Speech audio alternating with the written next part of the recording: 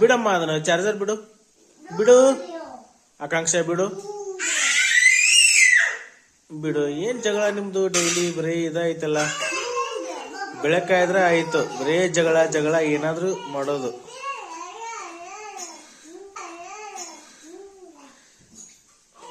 Apeksha school ಹೋಗ್ತೇ ತಾನೆ?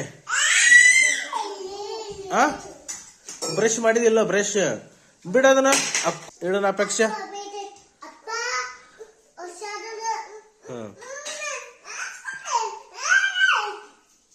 ಅಕ್ಕು ಇಡೋದ್ರ ಮೇಲೆ ನೀನೇ ಇಡಮ್ಮ. ಇಡು ಇಡು.